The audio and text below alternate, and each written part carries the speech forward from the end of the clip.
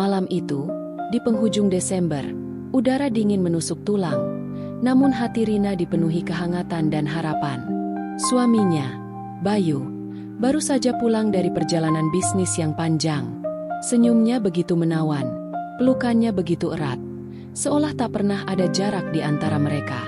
Rina, seorang ibu rumah tangga berusia 30-an, adalah sosok yang selalu mendambakan keutuhan keluarga. Ia telah menyiapkan segalanya untuk menyambut tahun baru, hidangan spesial, kembang api, dan tentu saja, secangkir coklat hangat untuk dinikmati berdua. "Aku merindukanmu, sayang," bisik Bayu di telinga Rina. "Sangat merindukanmu." Rina tersenyum, menyandarkan kepalanya di dada bidang suaminya. "Aku juga, Mas. Rasanya lama sekali kamu pergi." Mereka berdua duduk di sofa ruang tamu, di depan televisi yang menayangkan kilas balik kejadian setahun terakhir. Rina merasa hidupnya sempurna. Bayu adalah pria impiannya, pekerja keras, romantis, dan mencintai keluarganya. Pernikahan mereka yang memasuki tahun kelima terasa semakin kuat. Tidak lama kemudian, ketukan di pintu membuyarkan suasana romantis mereka. "Pasti Sinta," kata Rina sambil bangkit. Sinta adalah adik kandung Rina, 5 tahun lebih muda darinya, berusia 25 tahun. Sinta baru saja pindah ke Jakarta untuk mencari pekerjaan dan Rina mengajaknya untuk merayakan malam tahun baru bersama mereka. Sinta adalah gadis yang ceria, modis, dan selalu bisa membuat suasana menjadi hidup. Malam ini, Sinta mengenakan gaun merah menyala yang memamerkan lekuk tubuhnya, dengan riasan wajah yang sedikit lebih berani dari biasanya. "Kak Rina, Mas Bayu." Sinta langsung memeluk Rina erat, lalu mencium pipi Bayu. "Selamat tahun baru." "Ya, maaf agak telat." Bayu tersenyum ramah. "Tidak apa-apa, Sinta. Ayo masuk. Kita sudah menyiapkan banyak makanan." Rina merasakan sedikit keanehan dari interaksi itu. Pelukan Sinta pada Bayu terasa sedikit lebih lama dari biasanya. Dan tatapan mata adiknya pada suaminya itu, ada kilatan yang tidak biasa. Namun, Rina segera menepis pikiran buruk itu. Sinta adalah adiknya, darah dagingnya sendiri. Mana mungkin ada niat buruk? Malam berlalu dengan tawa dan obrolan ringan. Mereka menikmati makan malam, menyalakan kembang api di halaman belakang, dan berbagi cerita tentang rencana tahun depan. Rina merasa sangat bahagia. Ia punya suami yang sempurna dan adik yang ia sayangi. Resolusi tahun barunya sederhana, menjaga kebahagiaan ini selamanya. Namun, di balik semua keceriaan itu, ada sesuatu yang terasa mengganjal. Rina beberapa kali memergoki Sinta dan Bayu saling melempar pandang. Tatapan itu singkat, namun cukup intens untuk membuat Rina merasa tidak nyaman. Sinta juga terlihat lebih sering berada di dekat Bayu, kadang menyentuh lengannya saat tertawa, atau berbisik pelan di telinga Bayu. Rina mencoba mengabaikannya. "Mungkin aku terlalu paranoid," pikirnya. "Mereka kan sudah akrab sejak dulu." Menjelang tengah malam, Bayu pamit untuk ke kamar mandi. Tak lama kemudian, Sinta juga berpamit untuk mengambil sesuatu dari tasnya di kamar tamu. Rina ditinggalkan sendirian di ruang tamu, dengan sisa-sisa kembang api dan piring kotor. Saat Rina hendak membereskan meja, ia mendengar bisikan-bisikan dari arah kamar tamu. Bisikan itu pelan, namun cukup jelas untuk membuat Rina berhenti. Ia mendengar suara Bayu, lalu suara Sinta yang terdengar manja. Rasa penasaran bercampur kecemasan mendorong Rina untuk mendekati kamar tamu. Jantungnya berdebar kencang. Ia menghentikan langkah tepat di depan pintu kamar tamu yang sedikit terbuka. Dari celah pintu, Rina melihat Bayu dan Sinta berdiri berdekatan. Bayu sedang memegang tangan Sinta, dan Sinta tersenyum malu-malu. "Aku tidak bisa, Sinta," bisik Bayu. "Ini salah." "Tapi Mas," Sinta terdengar memelas. "Aku mencintaimu, Mas. Aku tahu, Mas juga merasakan hal yang sama, kan?" Mata Rina terbelalak. Dunianya seolah runtuh dalam sekejap. Apa yang baru saja ia dengar? Suaminya dan adiknya mencintai? Rina tidak berani melihat lebih jauh. Ia mundur perlahan, seolah takut membuat suara sekecil apapun yang akan membongkar keberadaannya. Ia kembali duduk di sofa, mencoba mencerna apa yang baru saja ia dengar. Tangannya gemetar, matanya mulai berkaca-kaca. Resolusi tahun barunya hancur bahkan sebelum fajar menyingsing. Ini tidak mungkin, bisik Rina pada dirinya sendiri, mencoba meyakinkan diri bahwa ia salah dengar, bahwa itu hanya salah paham. Namun, suara di kepalanya berteriak sebaliknya. Tak lama kemudian, Bayu dan Sinta kembali ke ruang tamu, bertingkah seolah tidak terjadi apa-apa. Sinta bahkan kembali memeluk Rina dengan hangat. "Kak, aku pulang dulu ya. Sudah malam." Rina hanya bisa mengangguk. Senyumnya terasa kaku. "Hati-hati, Sinta." Bayu mengantar Sinta sampai ke depan. Saat Bayu kembali, ia melihat Rina duduk termenung di sofa. "Kamu kenapa, sayang?" tanya Bayu lembut, duduk di samping Rina dan merangkulnya. Rina tidak menjawab. Ia hanya menatap kosong ke depan. Hatinya hancur berkeping-keping. Ia tidak tahu harus bertanya apa, atau harus memulai dari mana. Tahun baru yang ia sambut dengan penuh sukacita, kini terasa seperti awal dari sebuah mimpi buruk. Malam tahun baru itu terasa begitu panjang bagi Rina. Setelah Sinta pulang, Bayu mencoba menghibur Rina, mengira Rina hanya kelelahan. Namun, Rina hanya bisa mengangguk dan tersenyum kaku. Hatinya menjerit dalam diam. Sepanjang malam itu, Rina berpura-pura tidur di samping Bayu, padahal air mata terus mengalir tanpa suara, membasahi bantalnya. Pagi harinya, Rina terbangun dengan kepala pusing dan mata bengkak. Ia melihat Bayu masih tidur pulas di sampingnya. Wajah suaminya yang terlihat damai itu terasa seperti topeng. Bagaimana bisa pria yang ia cintai tega menghancurkan hatinya seperti ini? Dan adiknya sendiri, Sinta, itu adalah tusukan yang paling dalam. Rina bangkit dari tempat tidur. Ia berjalan menuju dapur untuk membuat sarapan, mencoba untuk bertindak senormal mungkin. Ia harus mencari tahu lebih banyak. Ia butuh bukti yang tak terbantahkan. Ia tidak bisa langsung menuduh tanpa adanya kejelasan.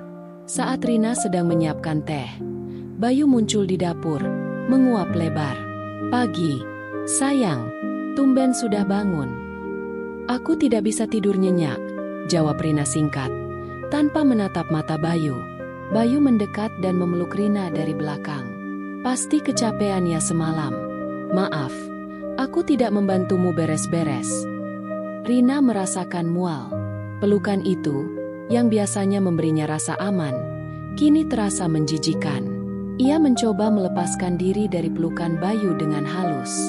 "Tidak apa-apa, Mas. Aku sudah biasa." Sepanjang hari, Rina mencari cara untuk menyelidiki. Ia memeriksa ponsel Bayu saat suaminya sedang mandi, namun tidak menemukan apa-apa. Bayu sangat rapi, tidak meninggalkan jejak apapun. Kecuali, Rina teringat akan ucapan Sinta tadi malam. "Aku tahu, Mas juga merasakan hal yang sama, kan?" Rina tahu Sinta adalah satu-satunya kunci. Ia harus bicara dengan adiknya. Sore harinya, Rina menghubungi Sinta. "Sinta, kamu ada waktu tidak? Kakak mau ajak kamu makan siang besok." "Oh, Kak, bisa dong. Di mana?" tanya Sinta dengan suara ceria seperti biasa. Rina menyebutkan sebuah restoran di dekat kantor Sinta. Ia harus bersiap. Pertemuan ini akan menjadi salah satu yang paling sulit dalam hidupnya. Keesokan harinya, Rina tiba di restoran lebih awal. Jantungnya berdebar tidak karuan. Ia melihat Sinta datang dengan senyum cerah dan pelukan hangat. "Kak Rina, ada apa nih tiba-tiba ngajak makan siang?" tanya Sinta sambil duduk. Rina mencoba tersenyum, namun bibirnya terasa kaku. "Tidak ada apa-apa. Kakak cuma kangen makan sama kamu saja." Mereka memesan makanan.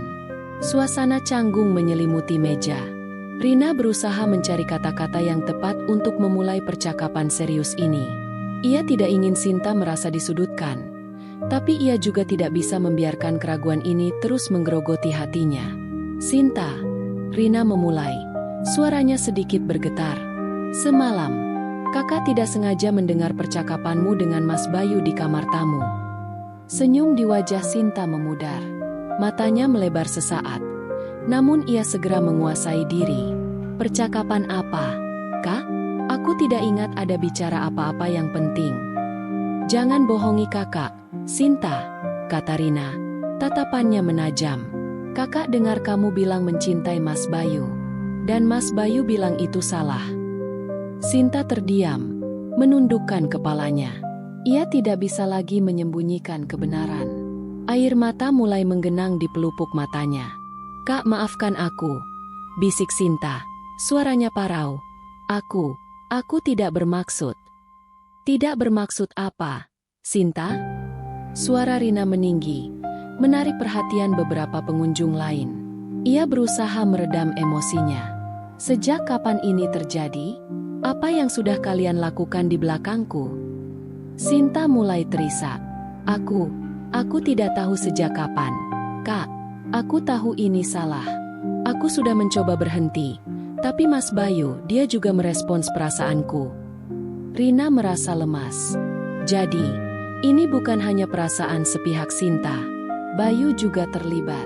Katakan padaku semuanya. Sinta, sekarang. Sinta akhirnya menceritakan semuanya. Hubungan gelap mereka dimulai sekitar 3 bulan yang lalu. Saat Bayu sering bepergian bisnis dan Sinta sering berkunjung ke rumah mereka untuk menemani Rina. Kedekatan itu perlahan berubah menjadi ketertarikan. Dan kemudian menjadi perselingkuhan fisik. Mendengar pengakuan Sinta, hati Rina hancur berkeping-keping. Ia tidak hanya kehilangan suaminya, tapi juga adiknya. 2 orang yang paling ia cintai telah mengkhianatinya dengan cara yang paling kejam. Ia tidak bisa lagi menahan air matanya. Kak, aku mohon jangan beritahu Mas Bayu kalau aku yang cerita. Mohon Sinta, memegangi tangan Rina. Aku takut dia marah padaku. Rina menepis tangan Sinta. Kamu takut dia marah? Kamu pikir aku tidak sakit hati? Sinta, aku ini kakakmu, istri dari pria yang kamu tiduri. Rina tidak sanggup lagi duduk di sana. Ia bangkit dan pergi meninggalkan Sinta yang masih terisak-isak di meja. Ia berjalan keluar restoran dengan langkah gontai. Air mata membanjiri wajahnya. Dunia yang ia bangun dengan susah payah kini runtuh tak bersisa. Ia harus pulang, ia harus menghadapi Bayu, suaminya yang tercinta, yang kini telah berubah menjadi pengkhianat. Sesampainya di rumah, Rina merasa seperti zombie. Ia tidak tahu harus memulai dari mana. Hatinya sakit, otaknya kalut, rasa mual melilit perutnya. Ia melihat Bayu sedang duduk di ruang tamu, menonton televisi. Pria itu tampak begitu santai, seolah tidak ada dosa yang membebani pikirannya. Mas, panggil Rina. Suaranya datar dan tanpa emosi. Bayu menoleh. Senyumnya langsung memudar saat melihat wajah Rina yang sembab dan mata yang merah. Rina? Kamu kenapa? Sayang, habis nangis. Rina tidak menjawab. Ia berjalan mendekat. Tatapannya menusuk tajam ke arah Bayu. Aku tahu, Mas. Bayu mengerutkan kening. Tahu apa, sayang? Jangan bikin aku bingung. Aku tahu tentang kamu dan Sinta, ucap Rina. Suaranya bergetar.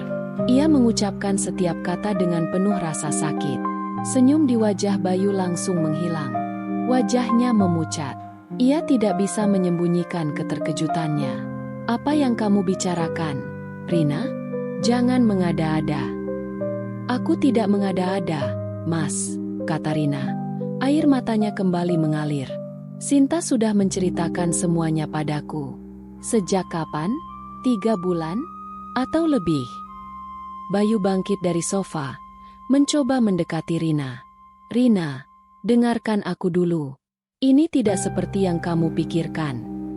Tidak seperti apa? Rina berteriak. Suaranya pecah.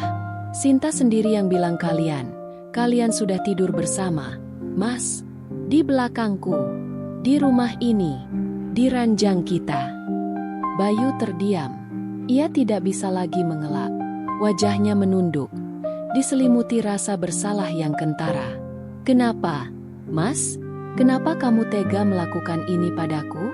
Apa salahku? Rina meraung, memukul dada Bayu dengan kepalan tangannya yang lemah. Bayu meraih tangan Rina, mencoba menenangkannya. Maafkan aku, Rina. Aku hilaf. Aku tidak bermaksud menyakitimu. Hilaf? Mas, ini bukan hanya sekadar hilaf. Ini pengkhianatan. Kamu selingkuh dengan adikku sendiri. Adikku, Mas. Rina tidak bisa lagi menahan emosinya. Ia menangis histeris, berlutut di lantai. Bayu juga ikut berlutut, memeluk Rina erat. Aku bersumpah, Rina, aku akan mengakhiri ini. Aku akan putuskan Sinta. Aku tidak akan mengulanginya lagi. Terlambat, Mas. Bisik Rina di tengah isaknya. Hati ini sudah hancur. Bagaimana aku bisa percaya lagi padamu? Bagaimana aku bisa melihat Sinta lagi setelah ini?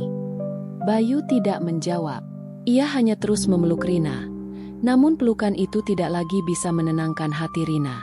Pelukan itu terasa hampa, dipenuhi kebohongan dan pengkhianatan. Konfrontasi itu berlangsung selama berjam-jam. Rina melampiaskan semua rasa sakit dan amarahnya. Bayu hanya bisa diam, menerima semua cacian dan pukulan Rina. Ia tahu ia pantas mendapatkannya. Di akhir percakapan, Rina mengajukan sebuah pertanyaan yang paling ia takutkan. Apa kamu mencintai Sinta, Mas? Bayu ragu-ragu. Aku tidak tahu, Rina. Aku hanya terbawa suasana. Jawaban itu lebih menyakitkan daripada pengakuan perselingkuhan itu sendiri. Itu berarti Bayu memang memiliki perasaan terhadap Sinta, meski ia tak mau mengakuinya. Aku butuh waktu, Mas, kata Rina, melepaskan diri dari pelukan Bayu. Aku butuh sendiri. Malam ini, aku akan tidur di kamar tamu. Bayu mengangguk pasrah. Ia melihat Rina bangkit dan berjalan gontai menuju kamar tamu, meninggalkan Bayu sendirian di ruang tamu yang kini terasa begitu dingin dan sepi. Rina tahu ini baru permulaan. Perjalanannya untuk menyembuhkan luka ini akan sangat panjang dan menyakitkan. Ia tidak tahu apakah ia bisa memaafkan Bayu atau Sinta. Ia tidak tahu apakah pernikahannya bisa diselamatkan. Yang jelas, malam tahun baru yang seharusnya menjadi awal yang indah, kini telah berubah menjadi bencana terbesar dalam hidupnya. Hari-hari setelah konfrontasi itu terasa seperti neraka bagi Rina. Rumah yang dulunya penuh tawa kini dipenuhi keheningan yang memekakan. Rina dan Bayu hidup di bawah satu atap, namun terpisah oleh dinding emosional yang tebal. Mereka makan di meja yang sama, namun tanpa kata. Tidur di kamar terpisah. Rina mencoba menghindari kontak mata dengan Bayu, karena setiap kali ia melihat suaminya, bayangan Sinta muncul di benaknya. Bayu mencoba segalanya untuk mendapatkan maaf Rina. Ia membawa bunga, membuatkan sarapan, bahkan mencoba mengajak Rina berbicara dari hati ke hati. Namun, setiap usaha Bayu hanya memperburuk rasa sakit Rina. Jangan sentuh aku, Mas, kata Rina suatu malam saat Bayu mencoba memeluknya di kamar tamu. Sentuhanmu membuatku teringat dia. Bayu akhirnya menyerah. Ia tahu bahwa Rina butuh waktu. Sementara itu, Rina juga harus menghadapi Sinta. Setelah pertemuan di restoran, Sinta mencoba menghubungi Rina berkali-kali, mengirim pesan minta maaf dan memohon agar Rina tidak membenci dirinya. Namun, Rina tidak membalas satupun. Hatinya terlalu sakit untuk sekadar membaca pesan dari adiknya. Suatu siang, Rina sedang berada di taman sendirian, mencoba mencari ketenangan. Tiba-tiba, Sinta muncul dan duduk di sampingnya. "Kak, aku mohon, bicaralah denganku," kata Sinta. Matanya bengkak karena menangis. Rina tidak menoleh.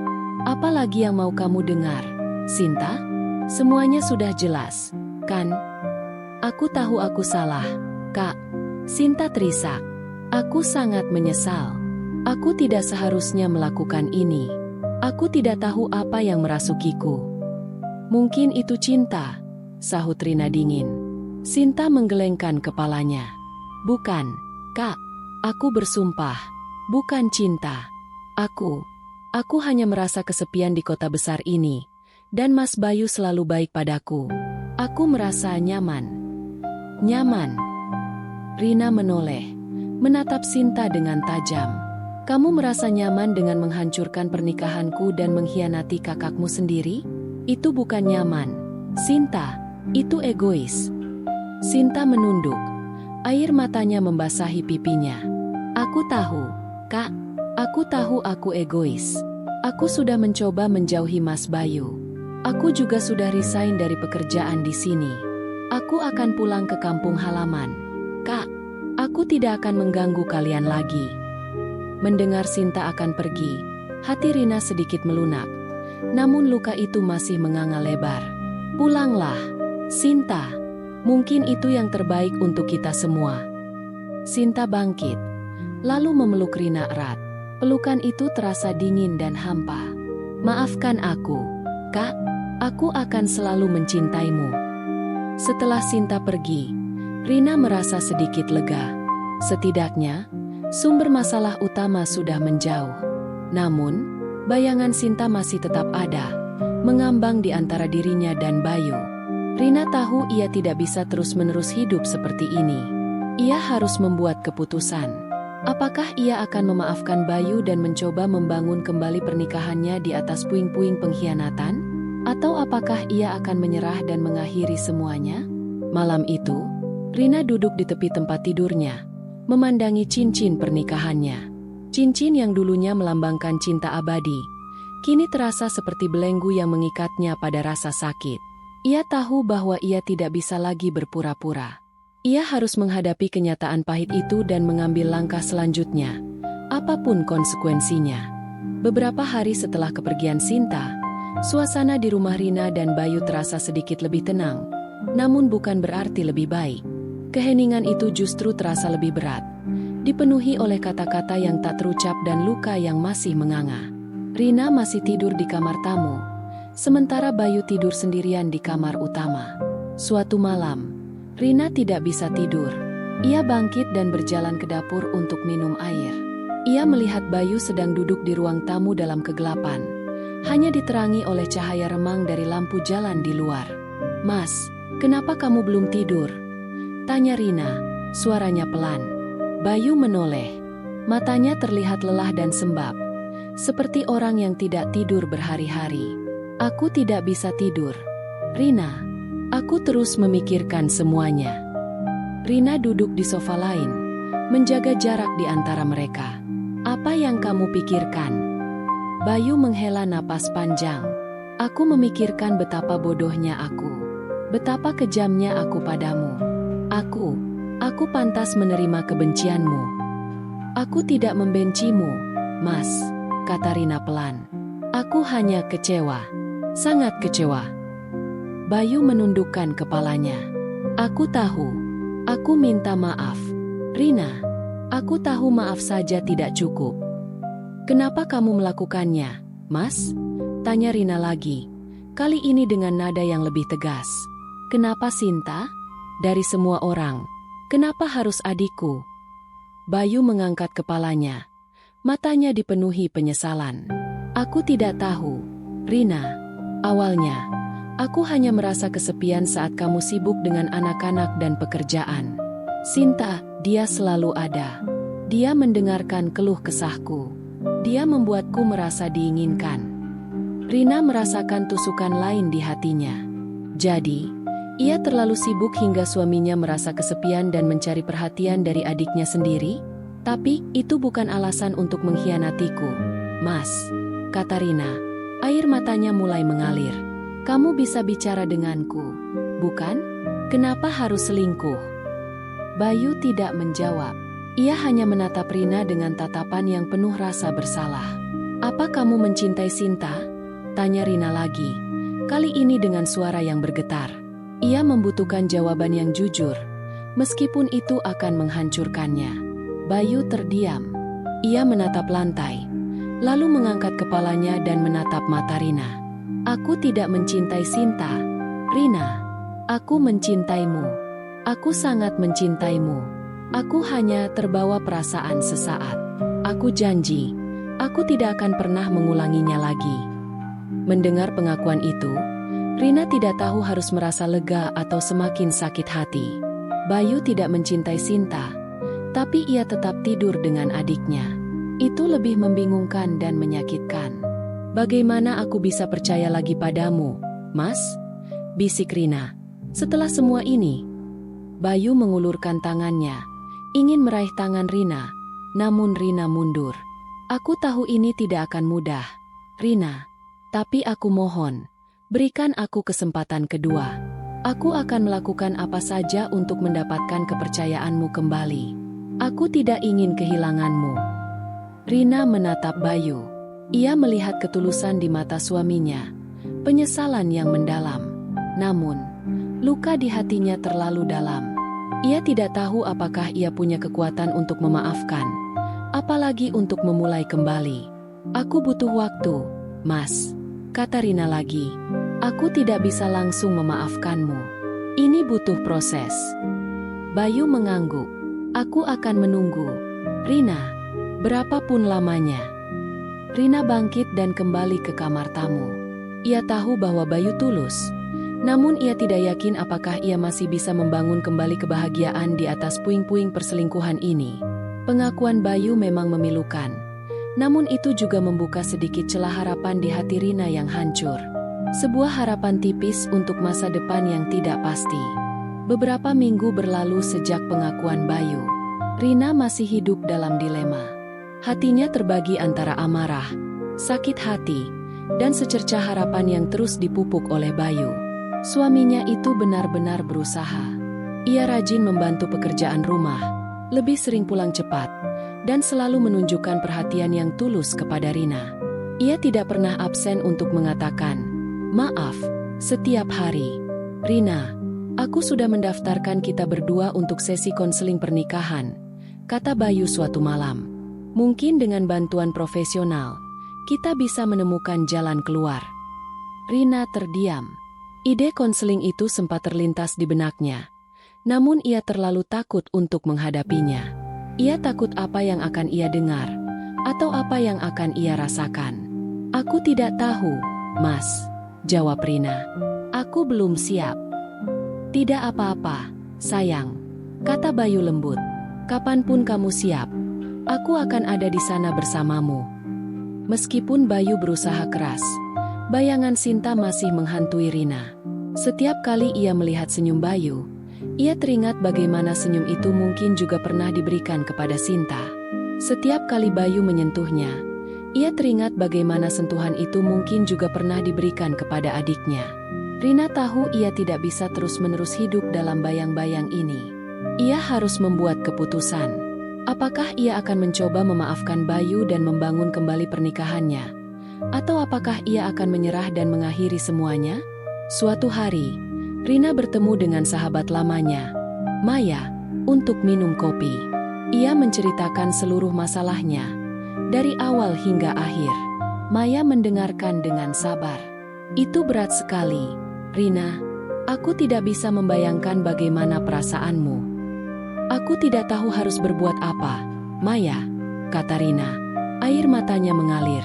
"Aku masih mencintai Bayu, tapi rasa sakit ini, aku tidak tahu apakah aku bisa melewatinya." "Cinta itu butuh kepercayaan, Rina," kata Maya lembut. "Dan kepercayaan itu sudah dihancurkan. Pertanyaannya, apakah kamu punya kekuatan untuk membangunnya lagi dari nol?" Rina termenung. Pertanyaan Maya menghantamnya tepat di ulu hati. Ia memang mencintai Bayu, namun kepercayaan itu sudah hancur berkeping-keping. "Bagaimana dengan Sinta?" tanya Maya. "Apa kamu sudah bicara dengannya lagi?" Rina menggelengkan kepala. "Dia sudah pulang ke kampung. Aku tidak ingin bicara dengannya. Melihatnya saja sudah membuatku mual." "Mungkin kamu perlu bicara dengannya, Rina," saran Maya. "Bukan untuk memaafkannya sekarang, tapi untuk mendapatkan kejelasan. Untuk hatimu sendiri. Kadang-kadang, menyelesaikan semua masalah itu butuh keberanian untuk menghadapi orang yang menyakitimu." Nasihat Maya membuat Rina berpikir. Mungkin benar, ia harus menghadapi Sinta lagi, bukan untuk berdamai, tapi untuk menyembuhkan luka di hatinya sendiri. Malam harinya, Rina pulang ke rumah dengan hati yang lebih mantap. Ia tahu apa yang harus ia lakukan selanjutnya. Ia harus mencoba. Ia harus memberikan kesempatan, setidaknya untuk dirinya sendiri. Saat ia masuk, ia melihat Bayu sedang duduk di ruang tamu, menunggu dirinya. "Sudah makan, sayang?" Rina mengangguk. "Mas, aku mau coba konseling itu." Wajah Bayu langsung berbinar. Ia bangkit dan memeluk Rina erat. "Terima kasih, Rina. Terima kasih banyak." Rina membalas pelukan Bayu, namun hatinya masih terasa berat. Ia tahu ini hanyalah langkah pertama dalam perjalanan yang panjang dan penuh liku. Ia harus siap menghadapi kenyataan, apapun yang terjadi nanti. Dilema hati itu masih berkecamuk, namun setidaknya Rina telah memilih untuk melangkah maju, bukan menyerah. Sesi konseling pernikahan dimulai. Rina dan Bayu duduk berhadapan dengan seorang konselor berpengalaman, Ibu Mira. Awalnya terasa sangat canggung dan sulit. Rina masih ragu untuk membuka diri, sementara Bayu dipenuhi rasa bersalah yang besar. "Tidak apa-apa jika terasa sulit di awal," kata Ibu Mira dengan suara menenangkan. "Ini adalah proses. Yang terpenting, kalian berdua ada di sini, menunjukkan keinginan untuk memperbaiki." Selama sesi-sesi konseling, Rina dan Bayu secara bergantian menceritakan sudut pandang mereka. Rina mengungkapkan semua rasa sakit, amarah, dan kekecewaan yang ia rasakan. Bayu mengakui kesalahannya, menjelaskan rasa kesepian yang ia alami, dan bersumpah untuk berubah. Ibu Mira membantu mereka berdua untuk berkomunikasi secara lebih efektif, untuk memahami akar masalah di balik perselingkuhan itu. Rina mulai belajar bahwa kesalahannya juga ada. Ia memang terlalu sibuk dan kurang memberikan perhatian pada Bayu. Bukan berarti itu membenarkan perselingkuhan Bayu, namun itu adalah bagian dari dinamika hubungan mereka.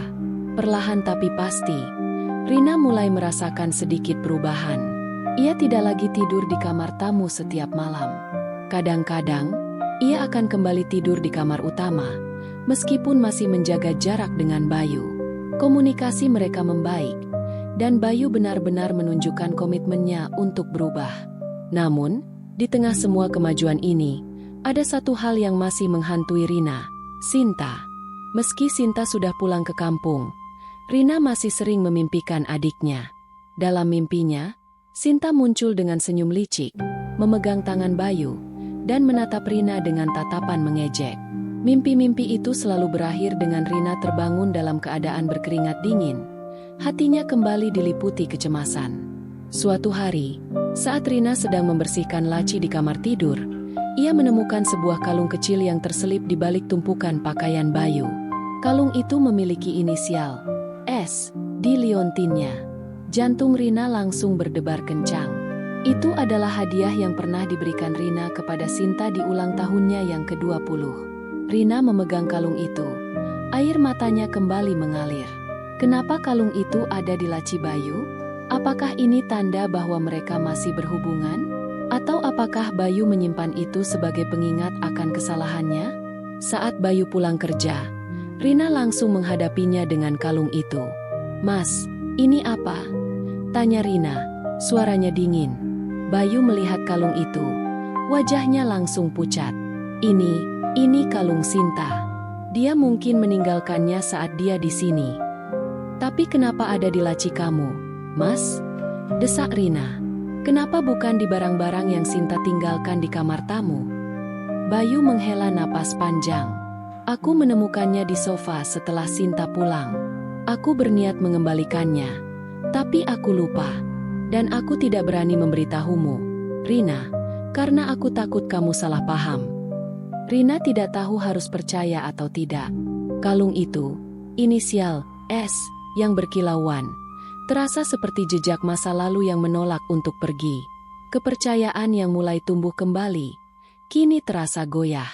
Malam itu, Rina kembali tidur di kamar tamu. Ia tahu bahwa proses penyembuhan ini akan sangat panjang dan penuh cobaan. Jejak masa lalu itu akan terus menghantui, menguji kesabarannya, dan menguji kekuatannya untuk memaafkan. Ia harus mencari cara untuk benar-benar melepaskan bayangan Sinta dari hidupnya, jika ia ingin membangun kembali pernikahannya dengan Bayu. Bertahun-tahun berlalu, perjalanan Rina dan Bayu untuk membangun kembali pernikahan mereka penuh liku dan air mata.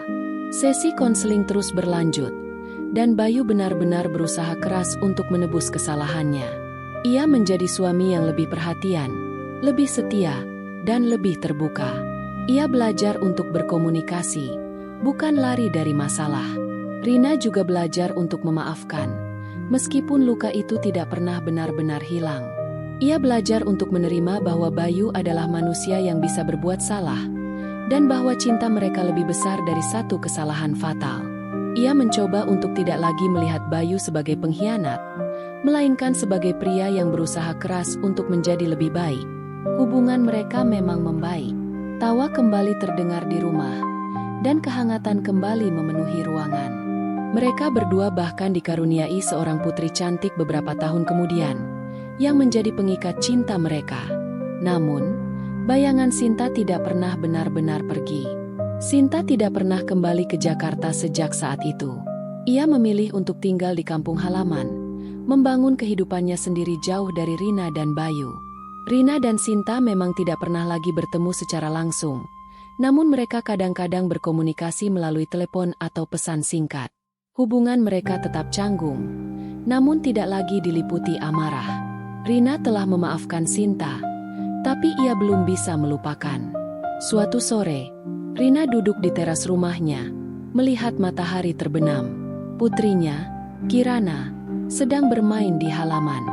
Bayu duduk di sampingnya, memegang tangannya erat. "Sudah lama ya, Rina?" kata Bayu, suaranya lembut. "Kita melewati banyak hal." Rina tersenyum. "Iya, Mas. Dan kita berhasil melewatinya." "Apa kamu bahagia, Rina?" tanya Bayu, menatap mata istrinya.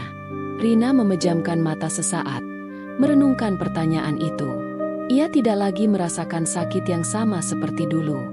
Hatinya memang sudah tidak seutuh dulu. Ada bekas luka yang permanen. Namun, ia merasa damai. Ia memiliki suami yang mencintainya, seorang putri yang cantik, dan sebuah keluarga yang utuh. "Aku bahagia, Mas," jawab Rina, mengangguk. Meskipun ada bekas luka yang tidak akan pernah hilang. Bayu merangkul Rina erat.